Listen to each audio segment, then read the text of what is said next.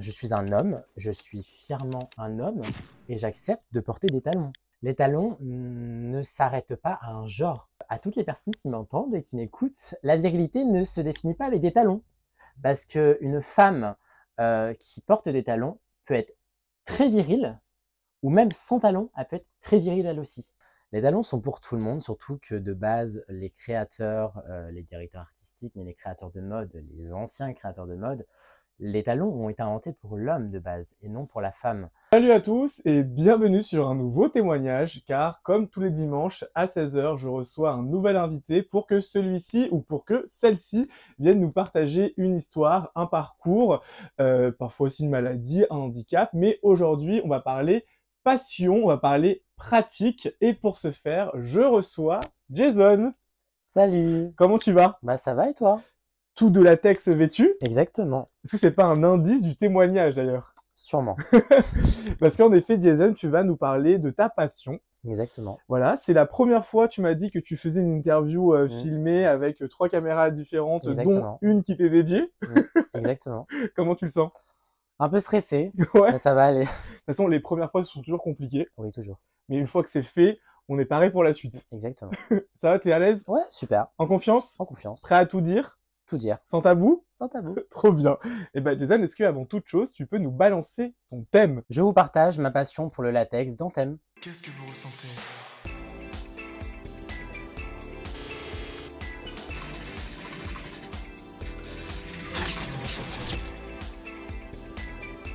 Qu'est-ce que vous ressentez?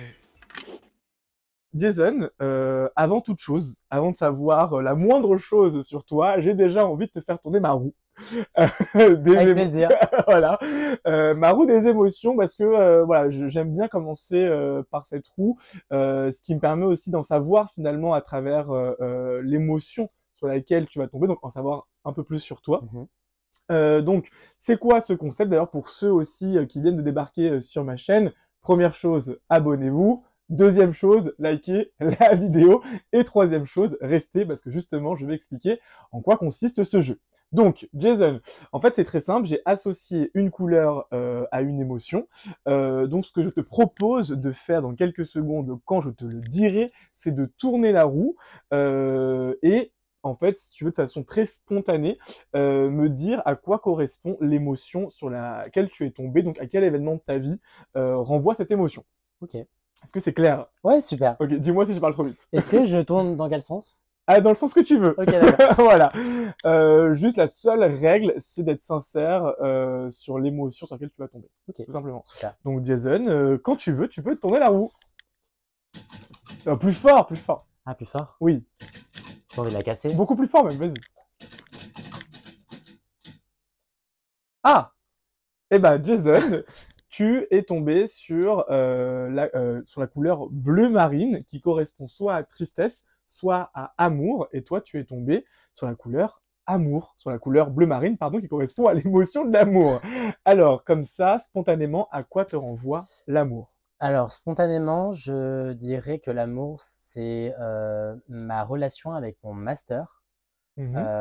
Parce qu'une relation de domination-soumission, c'est pas seulement sur le côté sexuel, mais aussi sur le côté relationnel, la confiance. C'est comme une vraie relation amoureuse, mais du coup, beaucoup plus avec un rôle, avec tous ces attraits. Mais voilà, mon master et moi, C'est quoi le master? C'est qui ton master? alors, mon master, c'est Saba, Prince Punk Master sur Instagram. Et un master, c'est en fait compte une personne qui va un petit peu t'aider, t'aiguiller, qui va t'accompagner dans la communauté Rubber, mais aussi dans la communauté BDSM. Celui qui va être un peu ton mentor. Pour les puppies, ça peut être considéré comme un handler. Le handler, c'est un peu comme l'attrait père, mais aussi le côté très accompagnant. Et en fin de compte, mon master et moi, on a une relation de confiance et de solide fondation. Et en fin de compte, moi, l'amour, ça me correspond plus sur la domination et aussi mon master. D'accord, parce que donc le master, en effet, c'est la personne qui t'aiguille, te conseille sur la pratique du latex. Exactement. Donc là, tu nous balances pas mal de termes. En effet, c'est vrai que bah, moi, je ne connais pas, et je pense que non, mais je pense que les autres aussi qui nous regardent ne connaissent pas forcément, mais c'est du coup hyper intéressant. C'est Mm. d'ailleurs pour ça aussi que moi j'avais très envie qu'on fasse ce témoignage ensemble et que voilà j'ai voulu te recevoir parce que c'est vrai que ce sont des pratiques, des passions qu'on ne connaît pas. Exactement. Et donc c'est vrai que j'ai hâte d'en savoir plus. Mais avant en effet de parler de cette pratique et effectivement peut-être de ce master, de ce lien ou de comment tu as commencé ou de comment tu pratiques aujourd'hui, j'ai aussi envie de savoir comment à la base Jason, l'enfant, a grandi. Alors, j'ai grandi dans une très bonne famille. Mhm. Mes parents ont connu très jeune la communauté BDSM, ont aussi connu la communauté gay, ont vécu toute pratiquement leur jeunesse dans la communauté gay, donc c'est pas nouveau, on pourrait dire. Mhm. Mes parents allaient au Queens, l'ancienne boîte de nuit, voilà, je Oui, sais pas sur si les vous champs. connaissez exactement. Oui. Soirée mousse, enfin moi j'étais pas né à cette époque-là, donc voilà. Mais ils connaissent très bien cette communauté. Mes parents sont, donc moi je suis d'une confession juive, Mhm. et ma religion, évidemment, comme dans toutes les religions, ça a ses petits côtés tabous, ça a ses petits côtés c'est pas bien, etc., etc. Et moi, ma religion aujourd'hui ne m'interdit pas d'être qui je suis. Et donc, à quel moment, dans ta jeunesse déjà, peut-être, tu as commencé à te poser des questions sur ce côté fétiche avant, je pense, peut-être de penser au latex, mais est-ce que tu avais déjà ouais, une passion pour quelque chose? Est-ce que tu avais, je sais pas, un besoin ou une envie que tu sentais un petit peu particulière par rapport aux autres? Alors, ça fait exactement 10 ans que je connais la communauté de drague. D'accord. C'est la communauté de drague qui m'a permis d'être là aujourd'hui, Bah à vous merci parler. alors. Merci à la communauté drague. Donc, c'est ces personnes, c'est ces femmes, c'est ces hommes qui Mhm. sont derrière tout le beau make-up, la belle représentation de la femme, la belle représentation de l'homme, parce que les drag kings, mais aussi les drag queens, Bien sûr. sont très présents et présentes dans la communauté. Et en fin de compte, c'est ces personnes-là que j'ai pris en modèle pour pouvoir rejoindre la communauté fétiche. C'était un petit peu la passerelle qui m'a permis de découvrir le monde artistique qui est derrière la communauté fétichiste, mais aussi derrière la communauté LGBT. Par la suite, j'ai rencontré mon ex-petite amie et il m'a fait découvrir tout de la communauté rubber et de la communauté latex surtout. Est-ce que tu peux me dire à quelle période de ta vie tu as commencé à t'intéresser justement à la communauté drag d'abord, avant de parler du latex? Donc, quand j'ai commencé dans la communauté drag, j'étais en fin d'adolescence. Mhm. Donc, c'est cette communauté qui m'a permis de faire la passerelle entre le fétiche et le drag, pour montrer aussi le côté artistique, parce que derrière chaque drag, il réside aussi peut-être une fétichiste ou un fétichiste. Mhm. Et donc, ça m'a permis en fin de compte de découvrir sur scène, dans un show drag, le côté fétiche donc du drag. Donc, en fin de compte, tous ces éléments m'ont permis de construire qui je suis aujourd'hui, mon profil artistique, mais aussi ma personnalité, parce Mhm. que je suis à la fois dans le drag, mais aussi à la fois dans le fétiche. Mhm. Donc, toutes ces mimiques, comme les gens pourraient appeler ça, ça appartient à la communauté drag, mais aussi tout le latex aujourd'hui que je vous présente, ça appartient à la communauté fétiche. Donc, Mhm. la communauté drag m'a permis d'être là où je suis aujourd'hui, et le fétiche m'a permis d'explorer ma personnalité. Et effectivement, toutes ces drag queens, grandes drag queens qui aujourd'hui nous permettent, nous, jeunes, ou peut-être plus vieux aussi, d'être qui on veut, c'est Mhm. grâce à ces personnes-là. Donc, c'est grâce à toutes ces acteurs et ces actrices qui ont permis de mettre des paillettes dans la vie de beaucoup de personnes. Donc toi, ça veut dire que dès l'adolescence, tu avais compris que tu avais envie de faire partie de ces personnes-là aussi? Exactement. Je me retrouvais plus dans ce genre de milieu, dans cette communauté-là, que dans ma communauté à moi, C'était euh, laquelle, la tienne? qui était plutôt une communauté très famille, on pourrait dire familiale, des amis moins milieu, des personnes malheureusement hétéros. Mhm. Donc C'est c'est un vrai, problème? c'est pas forcément un problème, mais effectivement, des fois, ça freine. Parce qu'en fin de compte, on ne peut pas avoir le même humour, on ne peut pas avoir la même sensation, on ne peut Mhm. pas forcément parler des mêmes sujets.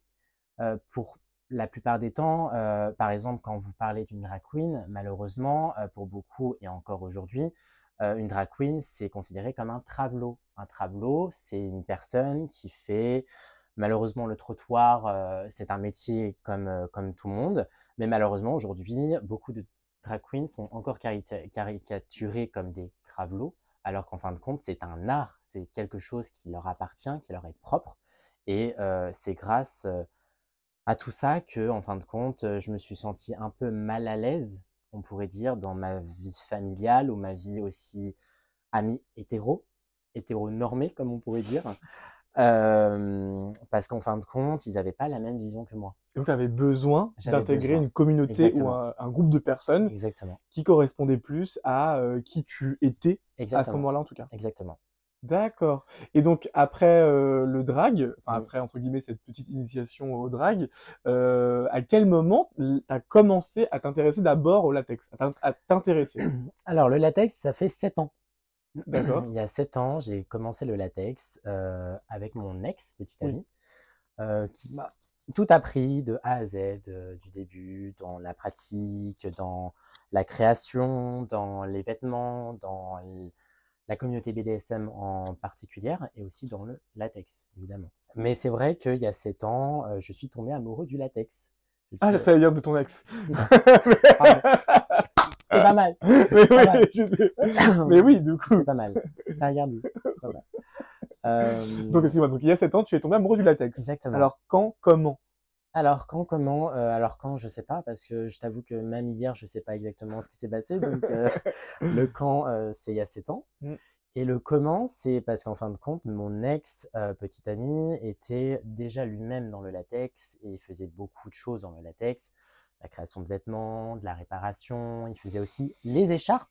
Mhm. Les écharpes des anciens listers, c'est mon ex petit ami qui les faisait. Parce que c'est vrai que rentrer dans une communauté fétiche, c'est pas non plus très facile. Parce qu'on parle beaucoup du drag, mais la communauté fétiche, ça aussi c'est tabou. Mhm. Du style à c'est peut-être des personnes qui sont à risque, c'est des personnes qui sont peut-être un peu chelous, bizarres, Mhm. qui sont peut-être dangereux aussi. Parce que on parle beaucoup des maladies, de la prévention, etc. Mais aussi tout ce qui est pratiques sexuelles Mhm. peuvent être aussi un danger de temps à autre quand on tombe sur les mauvaises personnes. Et donc, tu n'avais pas peur des préjugés, tabous qui rôdaient déjà autour de cette pratique? Pas forcément, pas forcément, parce qu'il m'a mis tout de suite en confiance, il m'a protégé directement, il m'a expliqué ce qu'il faut pas, ce qu'il faut faire et ce qu'il faut pas faire non plus. Donc il y a toute cette protection qui est derrière les personnes qui sont aussi bienveillantes, Mhm. parce qu'on peut parler beaucoup du danger, etc. Mais il y a aussi beaucoup de bienveillance dans cette communauté. C'est donc grâce à cet texte-là que tu es là aujourd'hui, donc habillé de latex. Donc c'est lui qui t'a initié à cette pratique. Mais c'est vrai que, dis-moi si je me trompe, mais c'est pas anodin comment dire, de tenter même déjà cette pratique, parce que moi honnêtement, avant de te connaître, de t'écrire pour justement prévoir ce tournage, je ne savais même pas que ça que ça existait, pardon. Je ne savais même pas que des gens pouvaient être passionnés de latex. Donc, il n'y a pas eu quand même dans ta tête un travail d'acceptation pour cet amour que tu portes au latex, comme tu l'as dit tout à l'heure? Justement, exactement. Moi, je voudrais rebondir sur le latex, mais on va aller avant ça. Le fétiche. Le fétiche, c'est pas seulement sexuel. C'est quoi le Le fétiche? fétiche, c'est, par exemple, toi qui m'écoutes, si demain tu portes des lunettes et que tu veux des lunettes rondes avec des barres vertes et une couleur rouge, ton fétiche, c'est les lunettes rouges avec des barres vertes. Le fétiche ne réside pas sur une matière, ne réside pas sur quelque chose qui est connoté sexuel, mais c'est aussi sur une passion peut-être. Fétiche, ça peut être une passion, ça peut être quelque chose que tu aimes par-dessus tout Mhm. et tu peux l'explorer comme ça.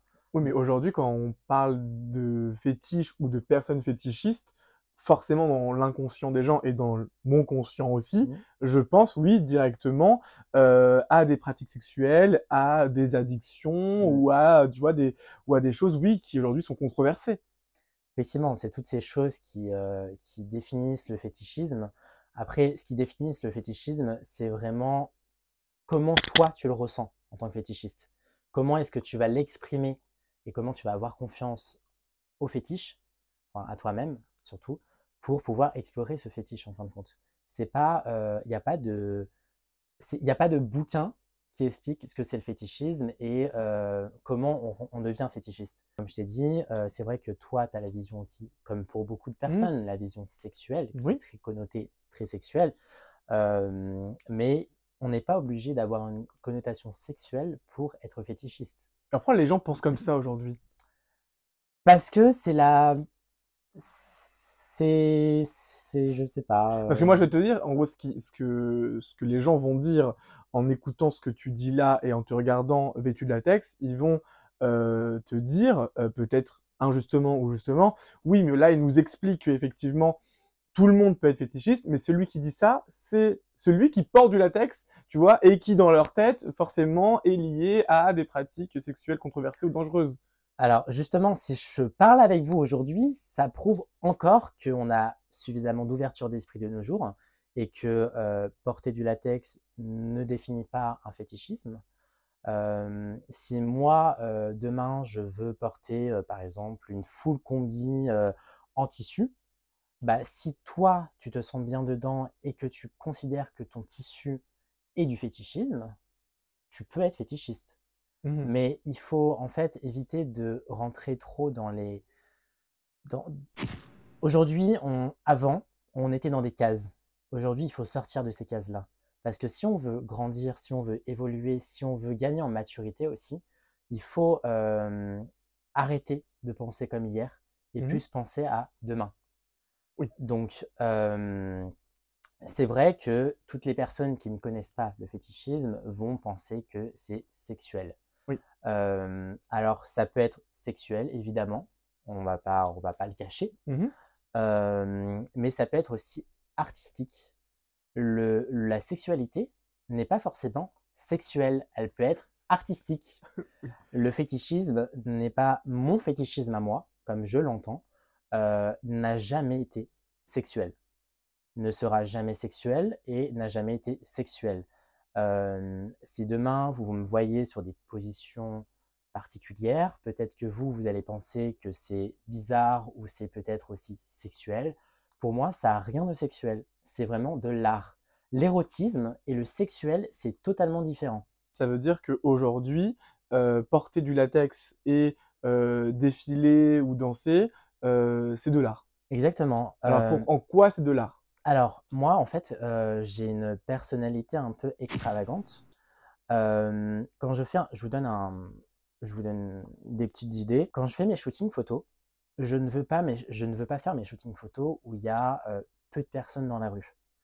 Moi, aujourd'hui, mon personnage, ma personnalité me permet de faire des shootings photos où il y a plein de monde. Pourquoi le monde? Parce que le monde, ça leur permet de comprendre qui vous êtes. Si vous ne leur apprenez pas qui vous êtes, comment est-ce qu'ils vont pouvoir comprendre ce qu'est le fétichisme et ce qu'est le latex? Mhm.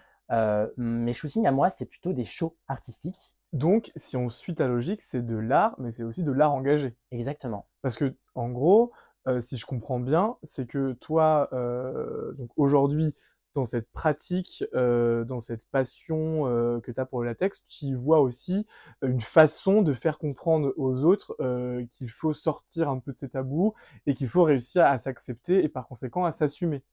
Exactement. En fait, moi, le latex aujourd'hui, ça envoie un message.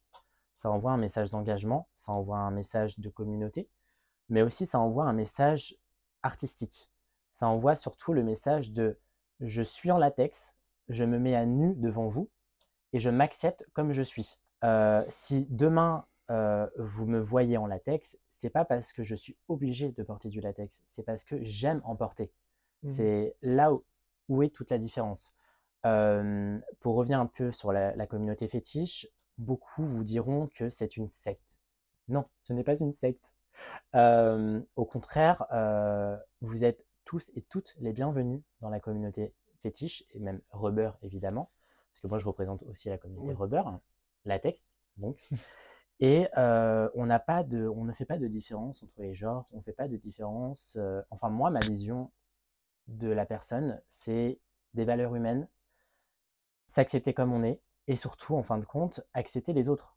Oui. Parce que si on veut se faire accepter, si on veut être accepté pour nos différences, il faut aussi accepter les autres. Et donc, si on revient, parce que là, c'est intéressant, on est parti dans plein de débats différents, mais initialement, je te demandais, oui, est-ce que selon toi, c'est anodin, tu vois, d'avoir un fétiche comme le latex? Pour moi, c'est pas anodin. Tu vois, c'est-à-dire que, et heureusement d'ailleurs, ce qui fait aussi votre particularité et votre intérêt, d'autant plus, c'est que tous les Français aujourd'hui ne pensent pas à mettre du latex tout le temps ou justement, tu vois, avoir cette passion. Pourquoi toi, c'est cette passion-là que tu as choisi? Alors, parce que j'adore la mode. Ok, Je suis passionné de mode. Je regarde depuis que je suis jeune des défilés de mode. Ma grand-mère était couturière, qui m'a permis aussi de comprendre la création, la conception. Et effectivement, quand tu es passionné de mode, tu es passionné aussi peut-être de latex. complètement. Parce que de nos jours, dans des défilés, certains défilés de mode, on voit de plus en plus du latex. Et effectivement, mettre en lumière cette belle matière qu'est le latex, en plus, ça brille. Oui. Qui ne veut pas briller?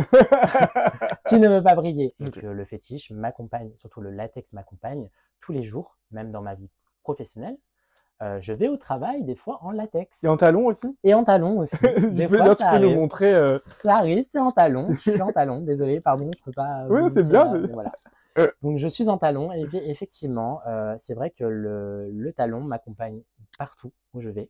Jusqu'à maintenant, qu'est-ce que t'a apporté justement le latex? En quoi peut-être ça t'a aidé à t'accepter ou à t'accomplir aussi personnellement?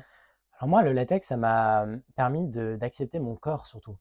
Ça a permis d'accepter mon corps parce que il y a beaucoup de tabous, il y a beaucoup de clichés sur le latex, sur oui, il faut être mince, petit, grand, gros, etc.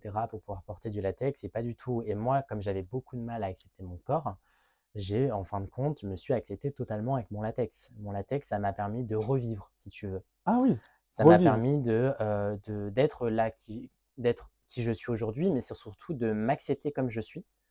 Parce qu'en fin de compte, j'avais une petite période très sombre de ma vie qui m'a permis de me renfermer, qui m'a un petit peu mis dans une bulle. Et c'est vrai que le latex et la communauté m'a permis aussi de m'explorer et de m'accepter comme je suis, de trouver un peu de bonheur et de réconfort dans, du coup, le latex. C'est vrai que le latex m'a un peu sauvé la vie, on pourrait dire. Une matière peut avoir autant de pouvoir. Oui, une matière pourrait avoir autant de pouvoir et on a du pouvoir. Parce que j'étais une personne assez réservée. Aujourd'hui, je suis une personne qui est présente sur les réseaux sociaux, qui fait des interviews, des témoignages avec toi, par Oui. exemple, mais aussi qui me permet aussi de vivre pleinement ma vie. Mon latex, mon fétichisme me permet pleinement de vivre comment je veux être et qui je veux être surtout. Parce que le latex, c'est quelque chose qui est très très important. Et en fin de compte, aujourd'hui, je ne peux pas vivre sans latex. Tous les engagements dont tu m'as parlé jusqu'à maintenant, bah, tu peux en plus les porter encore plus loin et encore plus haut parce qu'effectivement, tu as été élu en mars dernier Mister Latex. Mars dernier, oui. Ah oui, mars Ah dernier, oui. pardon. Le 29 mars 2024. Exactement. Voilà. Tu peux les porter encore plus loin et encore plus fort, ces engagements, ces messages d'engagement et d'acceptation. Exactement. Parce qu'effectivement, ta communauté t'a élu Mister Rubber, Mister Latex 2024 en mars dernier. Exactement. Alors, parlons un petit peu de cette cérémonie et de ce statut. Comment on devient Mister Latex France? Alors, avec beaucoup de travail. Oui. Voilà. Une association, il y a plusieurs associations françaises de rubber, donc de latex en France, permettent chaque année d'élire un Mister. Comment ça se passe? Donc, vous vous inscrivez, comme pour les Miss, exactement, c'est pareil, c'est du pareil au même. Pour les Misters aussi, parce qu'il y a des Mister France aussi qui existent. Mais vous vous inscrivez, vous passez donc le concours, vous dites bien vos engagements, vous expliquez bien vos engagements communautaires parce que ça a de vrais engagements communautaires. Par exemple, quoi comme engagement ça pourrait être? Alors, par exemple, sur la prévention et la sensibilisation, si demain un Mister souhaite parler de prévention et de sensibilisation, le candidat peut très bien porter ce projet, le mettre sur le devant de la scène et peut-être avoir l'occasion d'être élu Mister Rubber sur D'accord. ce projet-là. Et en fin de compte, aujourd'hui, en devenant Mister Rubber France 2024, j'ai moi aussi mes projets de transformer, plutôt d'aider à la communauté Rubber de pouvoir instaurer un peu plus de diversité et d'inclusion dans la communauté. Donc peut-être travailler, collaborer avec la communauté Domina. La communauté Domina, c'est la communauté hétéro, mais aussi la communauté féminine, du latex par exemple, pour créer des vrais projets, pour créer une vraie diversité et une vraie inclusion ensemble. Et donc justement, pendant l'année qui vient, tu es censé mettre en application tes engagements donc, que tu as portés lors de l'élection. Mais c'est vrai que c'est intéressant de voir qu'il y a effectivement une vraie communauté. Il y a donc carrément des élections. Exactement. Il y a en plus donc, des élections aussi dans d'autres pays, à l'international, sur le rubber, donc sur le latex.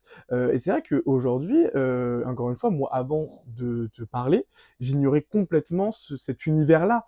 C'est vrai qu'aujourd'hui, on n'entend pas du tout parler des fétiches rubber, de cette passion pour le latex, de l'art, tu vois, que peut être le latex. Pourquoi? Je sais pas. Non, mais est-ce que tu penses que ta communauté, elle est sous-représentée parce que peut-être elle fait peur, parce que peut-être elle dérange? Donc, c'est vrai que ce côté tabou sexuel, en fin de compte, peut peut-être changer au fil des temps en vision plus artistique. Parce que toi, t'es confronté à des critiques, à des préjugés. Oui, oui, bien sûr. Porter du latex, c'est pas seulement porter du latex. C'est aussi recevoir aussi beaucoup de critiques, Comme quoi? d'insultes. Tu es trop gros pour porter du latex. Tu es une capote humaine. Ah. Parce que je supporte de latex, ça me fait des capotes, tu vois.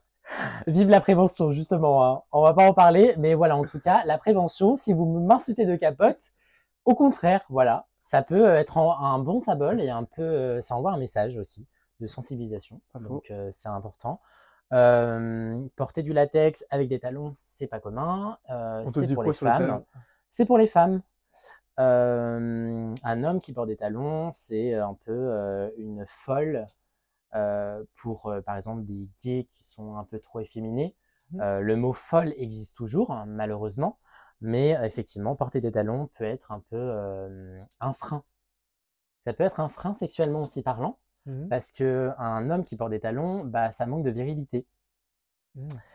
Alors, à toutes les personnes qui m'entendent et qui m'écoutent, la virilité ne se définit pas avec des talons. Parce qu'une femme qui porte des talons peut être très virile, ou même sans talons, elle peut être très virile elle aussi. Donc, il faut arrêter d'insulter ouvertement les gens, surtout que ce n'est pas des critiques constructives. Si c'était des critiques constructives, je pourrais comprendre. Mais si c'est pour critiquer, ça ne sert à rien de critiquer. Donc, les insultes que je pourrais recevoir, c'est aussi les mots vulgaires comme salope. T'es une petite salope parce que tu portes du latex, tu te mets dans des positions sexuelles, alors que pas du tout en fin de compte. Il faut arrêter de rester dans ces cases-là, dans ce mouvement. Si en fin de compte, les gens laissaient vivre les autres comme ils voulaient, le monde serait meilleur. Ah oui, le monde serait meilleur. Mais comment aujourd'hui tu veux réussir à convaincre les personnes qui estiment que les talons sont pour les femmes, que en vrai les talons sont pour tout le monde? Exactement. Les talons sont pour tout le monde, surtout que de base, les créateurs, les directeurs artistiques, mais les créateurs de mode, les anciens créateurs de mode, les talons ont été inventés pour l'homme de base et non pour la femme. Ça a été très controversé, c'est toujours controversé, hein, on va pas se mentir. Mais en fait, on arrive de plus en plus à accepter les hommes à porter des talons grâce à nos drag queens, parce que c'est quand même nos symboles. Et grâce du coup à des gens comme toi aujourd'hui. Exactement, et grâce à des gens comme moi aujourd'hui qui arrivent à assumer de porter des talons en étant un homme, je peux avoir un aspect féminin, mais je suis aussi très viril dans un sens. Je suis un homme, je suis fièrement un homme et j'accepte de porter des talons. Ce n'est pas les talons ne sont 1, 2, 3, 4, 5.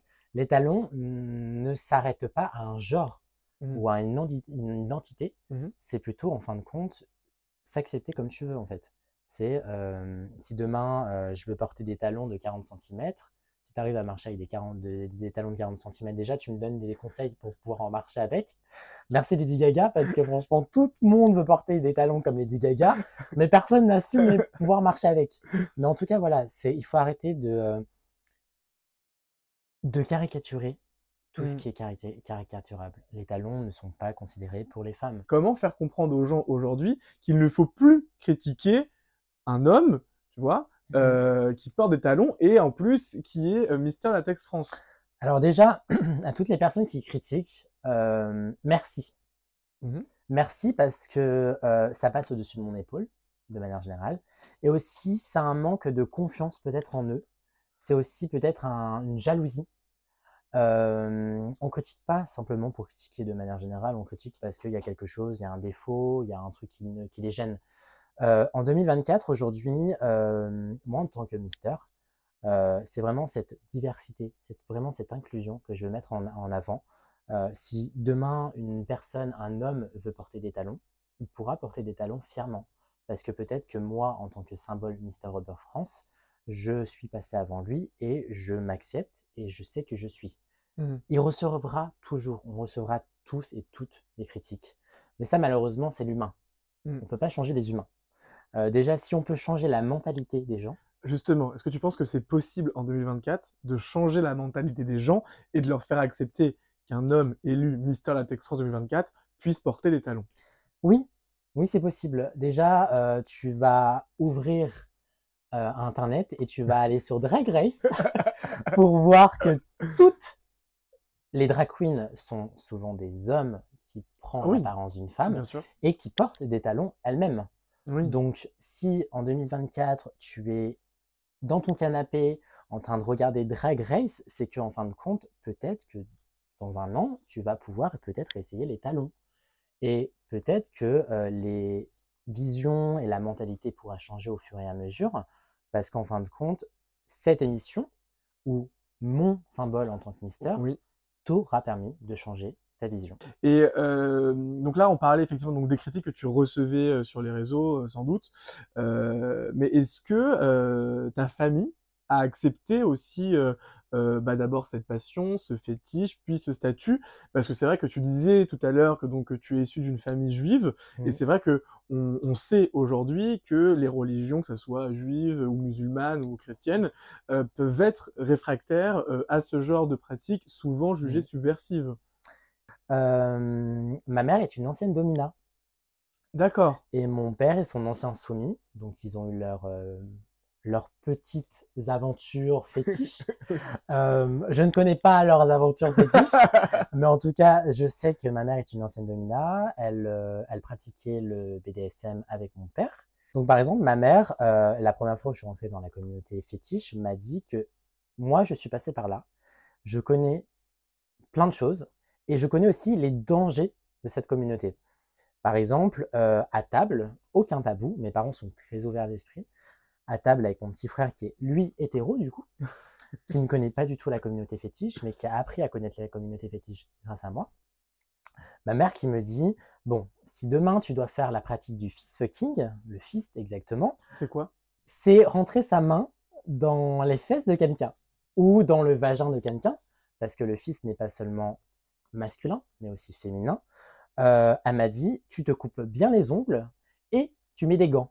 Tu protèges l'intérieur de la personne. Donc, quand votre maman vous dit ça, vous êtes là en train de vous dire, maman, pourquoi tu dis ça? Comment est-ce que tu connais ça? On va pas rentrer dans les détails, mais en tout cas, voilà, mes parents m'ont très bien accepté et en fait, c'est très drôle de parler de ça parce que quand j'ai porté ma première combinaison à latex, que j'ai gardée pendant 7 ans et qui s'est cassée malheureusement 2 semaines avant l'élection, m'a conseillé pour le nettoyage, m'a conseillé aussi pour les tenues que je voudrais porter par-dessus, mais aussi par rapport aux talons. Les talons, ma mère m'a dit, est-ce que tu peux me donner des conseils sur les talons? Parce que j'arrive pas à marcher, je suis toujours recroquevillée sur moi-même, je suis un peu bossu. Donc voilà, en fait, vraiment, c'est un échange. Ma famille m'apporte énormément d'amour aussi. Le soutien, c'est hyper important de ses parents. Et pour revenir à la religion, c'est vrai que c'est très important, c'est compliqué, mais en même temps, on fait sa propre religion. c'est pas parce que il y a la Torah, le Coran et la Bible que demain il faut lire tout ce qui est à l'intérieur. Oui. Tu te fais ta propre vision de la religion. Mais toi, tu as eu de la chance, effectivement, en ayant, en ayant des parents qui, eux aussi, comme par hasard, ou d'ailleurs, peut-être c'est pas un hasard, voilà, qui pratiquaient aussi le BDSM ou qui peut-être le pratiquent toujours. Mais c'est vrai que oui, globalement, pas tout le monde ne pense comme eux ou pas tout le monde ne pense comme toi en disant que chacun peut avoir sa religion ou justement prendre ce qu'il veut de chaque livre religieux. Et c'est vrai que beaucoup, peut-être, qui aimeraient pratiquer ce que tu pratiques, mais qui sont dans des familles religieuses, n'osent pas. Tu vois, parce que c'est vrai, je sais pas ce que tu en penses, mais c'est vrai que la religion peut être un frein. Oui, totalement. Tu vois? Ça peut être totalement un frein, et malheureusement, c'est un frein. Pour beaucoup de personnes, c'est un frein, mais comme je t'ai expliqué, la religion, tu la fais comme tu veux. Oui. Tu as ton propre libre arbitre. Libre arbitre, oui. Libre arbitre. Donc c'est vrai qu'on fait son propre choix avec le libre arbitre et on fait sa propre vie avec un livre. Donc on tourne des fois des pages et on change de chapitre. Ou on déchire les pages. Ou on déchire les pages, ou on brûle directement le livre. Voilà, on passe directement à la fin pour arriver au début. Déjà, pour revenir à la religion, ma religion me permet pas forcément de faire tout ce que je fais. Hein. Évidemment, pas se mentir. Hein. Oui, bah oui. Mais c'est vrai que je fais les fêtes religieuses, je fais Shabbat le vendredi soir. Tu fais Pessah? Je fais Pessah actuellement dans la semaine de Pâques. Oui. Pour les personnes qui ne connaissent pas forcément Pessah, mais pour nous c'est Pâques. Je porte du latex, donc c'est vrai que ça peut freiner beaucoup de personnes, mais comme on a dit plusieurs fois précédemment, si tu arrives à t'accepter comme tu es, je pense que tu pourras accepter ta religion à travers peut-être ton fétichisme aussi. Pourquoi pas, hein, ton fétichisme peut peut-être avoir un lien avec ta religion.